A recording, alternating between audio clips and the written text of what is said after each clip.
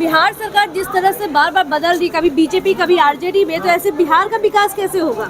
देखिए, अगर बार बार बिहार की सरकारें बदलेगी बार बार तो डेवलपमेंट नहीं होगा, क्योंकि बहुत सारा प्रोजेक्ट जो है वो पास हो जाता है और अगली सरकार आती है, अगला मंत्री आते हैं तो उसको फेल कर देते हैं और फिर अपना कमीशन, अपना अधिकारी, अपना सचिव, अपना सेक्रेटरी के हिसाब से जो है फिर से प्रोजेक्ट पास करते हैं और फिर से कमीशन खोरी होता है। तो बार बार बिहार की सरकार नहीं बदलनी चाहिए। एक बार अगर सरकार, सबसे पहले तो बिहार के नेताओं को ईमानदार होना चाहिए।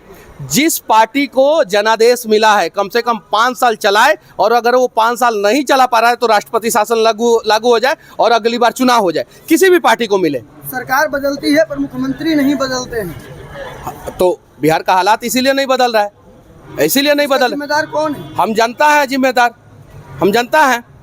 हम लोग जो है लोक लुभावनी बातों में फंस जाते हैं और उन सब चीज़ों में फंस के जो है नेताओं की बातों को सुन लेते हैं। यहाँ पे मुख्यमंत्री नो डाउट, बिहार के मुख्यमंत्री नीतीश कुमार जी मतलब बेदाग छवि के हैं और ईमानदार हैं, लेकिन उनके कुर्सी के चारों तरफ बैठे हुए लोग तो ईमानदार नहीं है ना, नहीं है। बिहार में लूट खसोट मचा हुआ है, स्वास्थ्य विभाग में जबरदस्त लूट है, शिक्षा विभाग में जबरदस्त लूट है, आपदा विभाग में जबरदस्त लूट है, पथ परिवहन विभाग में जबरदस्त लूट है, भवन निर्माण विभाग में जबरदस्त लूट है, और भी बहुत सारा डिपार्टमेंट है, खनन डिपार्टमेंट जिसमें बालू वालू का खनन किया जाता है। अरे उसमें तो बालू का खनन नहीं होता है, वो बिहार को खोद के बर्बाद कर दे रहे हैं। तो जबरदस्त लूट मचा हुआ है बिहार में। ऐसे ऐसे सारे डेटा निकालेंगे और बिहार के जनता के सामने हम रख देंगे ताकि देखे बिहार के लोग और सच्चाई सामने आए। मनीष कश्यप बोले थे 180 दिन में सरकार गिर गई थी। अरे पुराना बात हो गया, बाढ़ पे बात किया जाए और बिहार के विकास पे बात किया जाए। फिर आपकी भविष्यवाणी कैसे सच हो रही है? मेरी भविष्यवाणी नहीं, ईमानदारी से आप भगवान से प्रार्थना करेंगे ना। देखिए, हम आस्तिक आदमी है, बहुत सारे यहाँ पे नास्तिक होंगे, हम उनकी बात नहीं कर रहे हैं। हम आस्तिक आदमी हैं। हम भगवान से प्रार्थना किए थे कि भगवान, जिन लोगों ने 9 महीना मुझे जेल में डाल के कष्ट दिया था, कम से कम मेरे घरों का कुर्की किया था, कम से कम उनको भी सबक सिखाए। भगवान ने सबक सिखाया और मैं रात भर जो है, दिन भर जो है रिपोर्टिंग करता हूँ। मैं गया था भागलपुर पुल पे, मैंने रिपोर्टिंग किया था, मैंने देखा था यहाँ पे अनियमितता हो रहा है, मैंने बनाया था वीडियो और बोला था 1 साल के अंदर गिर जाएगा। वो पुल जो है 11 महीना के अंदर गिर गया। 13 महीना पे भी गिर सकता था, लेकिन 11 ही महीना में गिर गया वो पुल। और मैं अभी बोल रहा हूँ, बख्तियारपुर, बिहार शरीफ, नवादा, रजौली जो 4 लेन बन रहा है, उसमें अनेकों फ्लाईओवर गिरेंगे अगर ये लोग सुधार नहीं किए तो। और आप लोगों से बोल रहा हूँ, जाइए रिपोर्टिंग कीजिए। आप लोगों के आंखों से भी गलती दिख जाएगा। आप लोग सिविल इंजीनियर नहीं ना है, तभी भी आप लोगों को गलती दिख जाएगा। जो सॉइल कंपैक्शन किया जाता है, उसका नियम होता है कि 1-1 मीटर माटी भर के जो है हाई वाइब्रेशन वाला रोलर से जो है वाइब्रेट करके कॉम्पैक्ट करना है।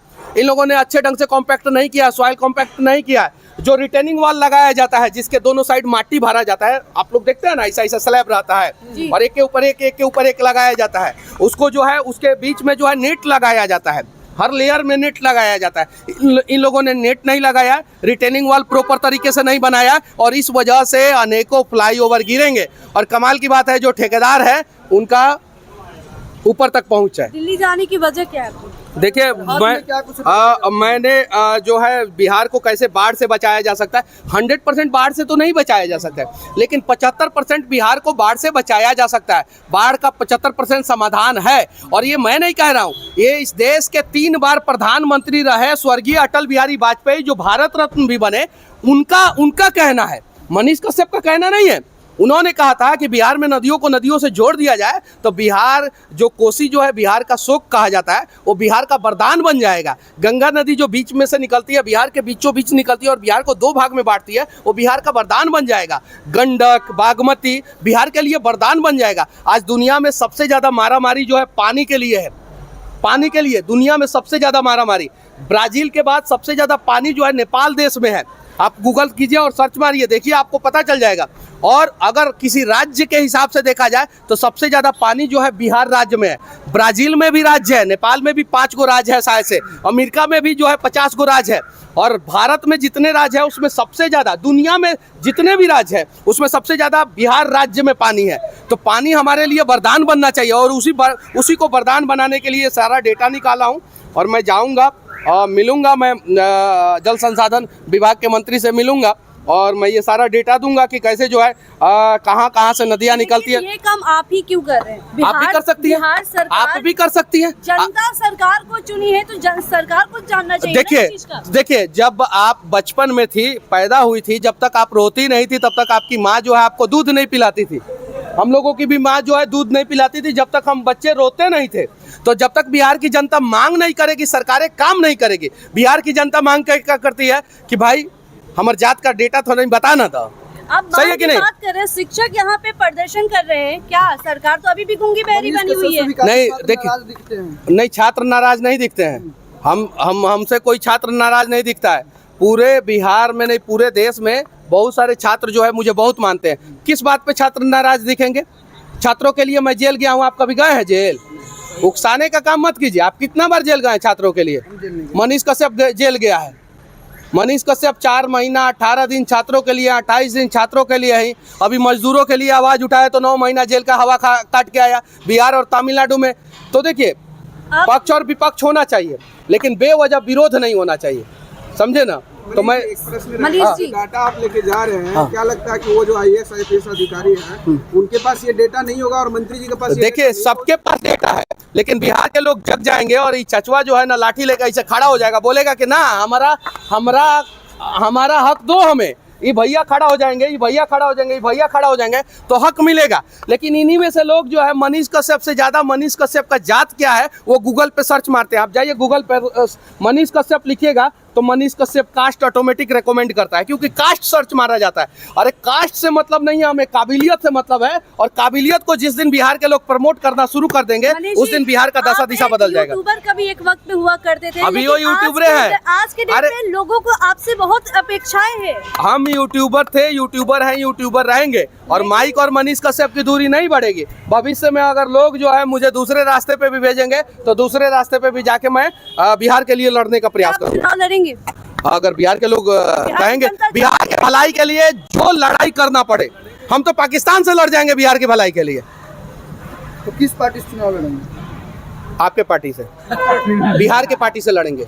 जो बिहार की भलाई करे, जो जनता की भलाई करे, जो बिहार के विकास की बात करे, जो बिहार में बाढ़ का निजात दिलाए, जो बिहार में नया 5 शहर बनाए, जो बिहार में कम से कम 5 इंटरनेशनल एयरपोर्ट बनाए, जो बिहार के हर एक जिला में अंतर्राज्यीय बस टर्मिनल होता है उस प्रकार से बस टर्मिनल बनाए, जो बिहार के हर एक डिस्ट्रिक्ट हेडक्वार्टर में रिंग रोड बनाए, रिंग रोड, जो बिहार के शहरों का विकास करे, गरीबों की बात करे, जो छात्रों की बात करे, उसके साथ मिलकर लड़ेंगे। एक आखिरी सवाल, आज शिक्षक प्रदर्शन पे है, महिलाएं भी है, आप बता दीजिए, कोई पार्टी है तो बता दीजिए आप।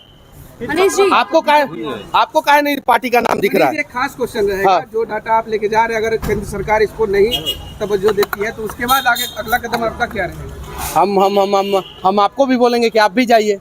हम इनको बोलेंगे। हम बोलेंगे कि बिहार का 1 लाख आदमी जाके जो है वहाँ पे खड़े हो जाए। 1 लाख आदमी जाके खड़े हो जाए, मानना तो पड़ेगा।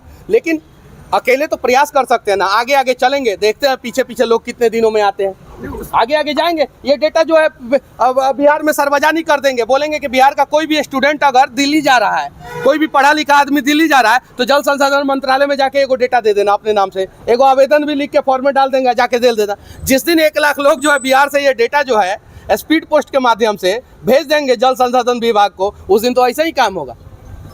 तो अपने हक के लिए लड़ना सीखिए। क्या नेता लोग को टेंशन क्यों नहीं है बाढ़ को लेकर? उनको पता है कि इनको जाति में तोड़ देंगे, उनको पता है। उनको वो बोलेंगे कि यादव जी का गांव डूबा है तो भूमियार जी को क्या मतलब है, ब्राह्मण जी का गांव डूबा है तो पासवान जी को क्या मतलब है, सही है कि नहीं? माझी जी का गांव डूबा है तो राजपूत जी को क्या मतलब है? ये सारी चीजें हैं। और इसी प्रकार से नेता भी जो है ना देते हैं। जब पासवान जी का गांव डूबेगा तो पासवान जी के नेता जाते हैं, भूमियार जी का गांव डूबेगा भूमियार जी का नेता जाते हैं, यादव जी का गांव डूबेगा यादव जी का। ऐसा होता है कि नहीं होता है?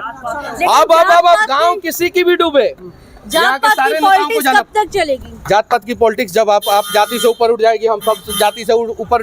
मैं तमिलनाडु में था, मैंने एक कमाल का चीज वहाँ पे सीखा। देखिए आप अपने विषम परिस्थिति में भी आप बहुत सारी चीजों को सीख सकते हैं। तमिलनाडु में कोई सरनेम नहीं लगाता है, आप पता कीजिएगा ये बात सही है कि नहीं? तमिलनाडु में कोई भी व्यक्ति सरनेम नहीं लगाता है। गूगल पे सर्च मारिए, ये बात सही है कि नहीं? और जब सरनेम नहीं लगाता है तो आप बताइए कि तमिलनाडु आगे है कि बिहार आगे है? बताइए, आप आगे, आप बताइए। तो बिहार मॉडल अगर तमिलनाडु अपनाएगा तो बिहार बन जाएगा, और बिहार अगर तमिलनाडु मॉडल अपनाएगा तो तमिलनाडु बन जाएगा। जयललिता और MGR, ये दो आदमी ने, करुणानिधि तो करप्शन के केस में बहुत बार जेल गए, और MK स्टालिन और उनके भी मंत्रियों पे बहुत करप्शन का केस लगा हुआ है, लेकिन MGR और जयललिता ने कमाल का काम किया था। एक कांग्रेस के मुख्यमंत्री थे वहाँ पे, उनका नाम मैं मिस कर रहा हूँ, उनको भारत रत्न भी दिया गया था, उनका नाम मैं मिस कर रहा हूँ। 1970 के दौर पे वो मुख्यमंत्री हुआ करते थे, शिक्षा मंत्री भी हुआ करते थे, कमाल का काम किए थे। कामराज नाम था उनका, कमाल का काम किए थे। तो उन लोगों ने काम किया, तमिलनाडु आगे बढ़ा, और आज पूरे भारत में सबसे ज़्यादा फैक्ट्री कहाँ है सबसे ज़्यादा फैक्ट्री? तमिलनाडु में। सबसे ज़्यादा कहाँ फैक्ट्री है? तमिलनाडु में। और तमिलनाडु में हमारे बिहार के मजदूर काम करने जाते हैं। तो जब हमारे नेता जब तमिलनाडु में केक को काटने जाते हैं तो 2-4 को फैक्ट्री को वहाँ से उठा के यहाँ काहे नहीं लाते हैं? अडानी ये तो भारत रत्न मिलने का जब बात हुआ तो बिहार के लोग रोने लगा। किसको? और कर्पूरी जी का जब किसको? अडानी जी को कौन भारत रत्न दे रहा था भाई? अरे भाई देखिए, ये सब डेटा जो है ना हमको गूगल पे नहीं मिला है, आपको अगर मिला है तो एक अडानी जी को ले जाके दे दीजिए, हमको नहीं मिला। मनीष जी, अब जाने दीजिए। महिला लोग भी प्रदर्शन पे है, शिक्षक महिला भी है प्रदर्शन पे, क्या लगता है गूंगी बहरी बनी हुई है सरकार? देखिए सरकार को, अच्छा गुजरात में रोजगार के लिए कभी प्रदर्शन होता है?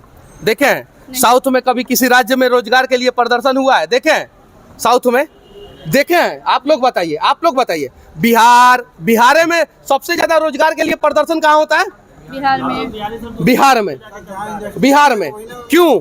क्योंकि हमें समझने की जरूरत है, और शिक्षकों का जो वैकेंसी है सरकार जल्द से जल्द क्लियर करे। और सिर्फ शिक्षकों का नहीं, अगर हम आपको जो है एगो कंपनी का मालिक बना देंगे, इतना बढ़िया इंफ्रास्ट्रक्चर दे देंगे, तो आप सरकारी नौकरी पे कम डिपेंडेंट रहिएगा, प्राइवेट नौकरी पे ज़्यादा। अगर 5 लाख रुपया महीना आप कमाने लगिएगा आप खुद अपने कंपनी से, तो आप सरकारी नौकरी क्यों ढूंढिएगा? तो मजबूरी है, बिहार में तो प्राइवेट नौकरी है नहीं, प्राइवेट कंपनियां हैं नहीं, इसलिए बच्चे ज़्यादातर सरकारी नौकरी पे डिपेंडेंट है, और सरकारी नौकरी के वजह से सरकार का खजाना भी खाली होता है। ये चीज़ है।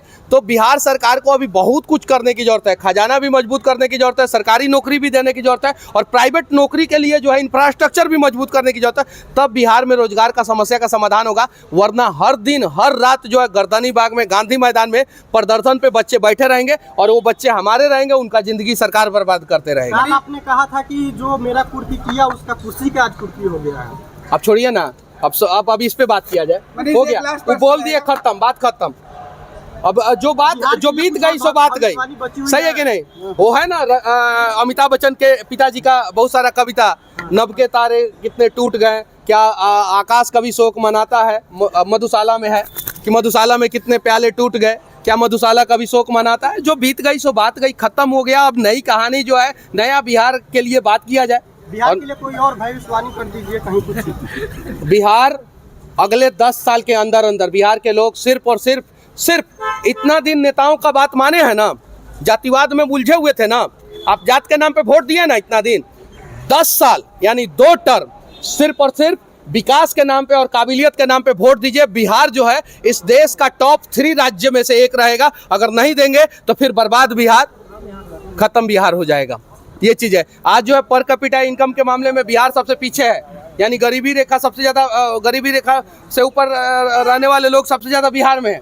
सबसे कम 4 व्हीलर बिहार के लोगों के पास है। तो ये सारी चीज़ें जातिवाद से ऊपर उठ के, मजदूरों का फैक्ट्री बन चुका है, तो उस फैक्ट्री को हम लोग बदलेंगे, और बिहार में काबिलियत की फैक्ट्री लगाएंगे, बिहार में बिजनेसमैन की फैक्ट्री लगाएंगे, बिहार में रोजगार की फैक्ट्री लगाएंगे, और बिहार का हालात बदल देंगे। एक लास्ट प्रश्न रहेगा, विधानसभा का सत्र चल रहा है, उसमें अभी आपके हिसाब से किस चीज पे सरकार को सबसे पहले बाढ़ पे, पहला काम बाढ़ पे होना चाहिए। पहला काम बाढ़ पे होना चाहिए। इस साल जो बिहार विधानसभा चल रहा है ना, हम बहुत सारे मंत्री से मिले, नेता से मिले, उनसे बोले कि विधानसभा में जाइए बाढ़ पे सवाल उठाइएगा। लेकिन अब देखिए, पढ़े लिखे होंगे, बिहार के लिए अगर कुछ अच्छा सोचते होंगे तो लोग जाके उठाएंगे, और नहीं सोचते होंगे तो अपने अपने डिपार्टमेंट के लिए। अरे भाई ठीक है, उस पर भी हम लोग बातचीत करेंगे, कभी और बातचीत करेंगे। हाँ।